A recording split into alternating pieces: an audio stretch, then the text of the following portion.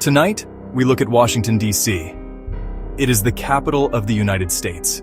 It is a city of monuments, museums, and power.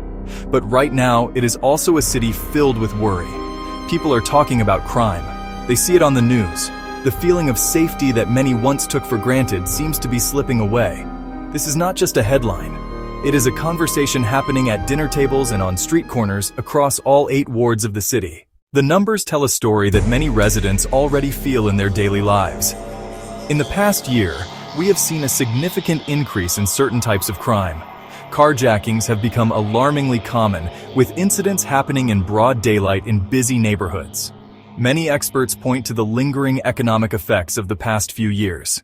Jobs that disappeared have not all returned, and the cost of living in Washington, D.C. remains incredibly high. Another important factor is the continuing challenge within the Metropolitan Police Department.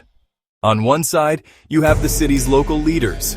Mayor Muriel Bowser and the D.C. Council are responsible for the day-to-day governance of the city.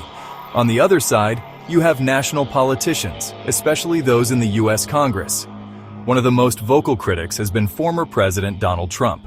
Even though he is not currently in office, his voice carries significant weight with his supporters and influences the national conversation. This has resulted in what many are calling a federal crackdown. We are now seeing more officers from agencies like the FBI, the DEA, and the U.S. Park Police, patrolling neighborhoods far from the federal monuments they typically protect.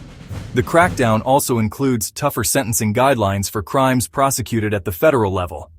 Under the new rules, individuals convicted of violent crimes in D.C. in federal court can face longer mandatory minimum sentences. However, this federal intervention is not without controversy. Let's consider the story of Maria, a small business owner in the Columbia Heights neighborhood. Last year, her family's restaurant was broken into twice. We felt violated, and we were scared to come to work, she told us. Now, let's look at the experience of David, a 17-year-old high school student from Anacostia. But recently, he says he and his friends have been stopped by police several times while walking home from basketball practice. It makes you feel like you're a criminal just for being outside, he said.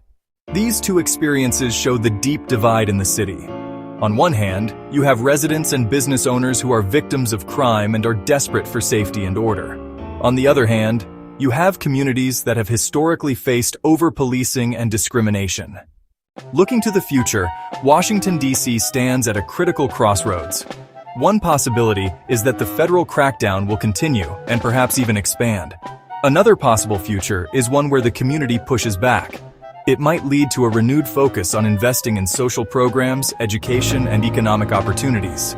Finding a lasting solution will require bringing together all sides of this deeply divided city to create a city that is not only safe but also just and equitable for everyone who calls it home. The story is far from over.